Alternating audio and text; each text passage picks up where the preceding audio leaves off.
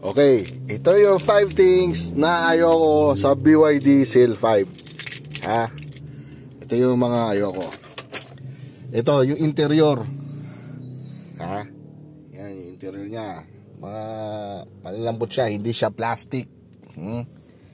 Soft. So parang basta malambot siya, malambot. Yan, leather steering wheel, naka-bucket seats. Dapat sa presyo nito, hindi ganyan. Masyadong maganda yung loob nito para sa presyo na to.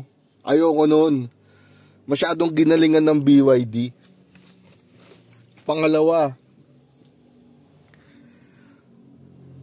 500 pesos lang yung kinarga ko. 3 linggo na, hindi pa ako nagpapagas. Ano ba yan?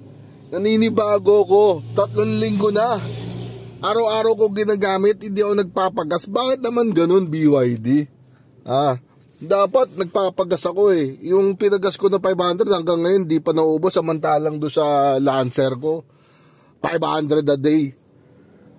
500 a day ang ginagas ko doon. Samantalang ito 500, 3 linggo na. Ba't naman ganun? Pangapat, tama ba? Pangapat ba? Pangatlo? Pangatlo yata. Tingnan nyo, puro ganyan. Ang high-tech, ba't ang high-tech na? Kumbaga, saan ka naman nakakita ng transmission na ganyan? Ginagano na dial-dial. Tapos kung gusto mo full EV or hybrid, pindutin mo lang na ganyan. Sobrang high-tech. Tapos, pag wala kang susi, patong mo lang yung NFC card dito, under na yan. O kaya doon sa side mirror, itapat mo lang na ganun yung card. Masyadong high-tech. Ang high-tech naman. Ayoko nun. Sobrang high-tech. Old school tayo eh. Tapos, pangapat na nga ba? Pangapat.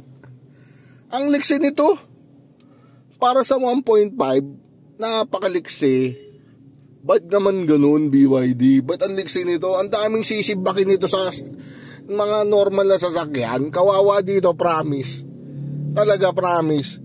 Yung mga daily cars na kung ito, everyday car ko, tapos makakatapat ako ng mga ibang everyday car, katulad ng mga Vios.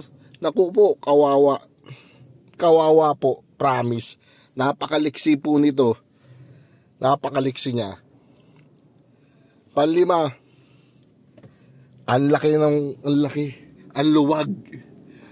Ang luwag niya masyado. Dapat masikip kami dito. Di ba?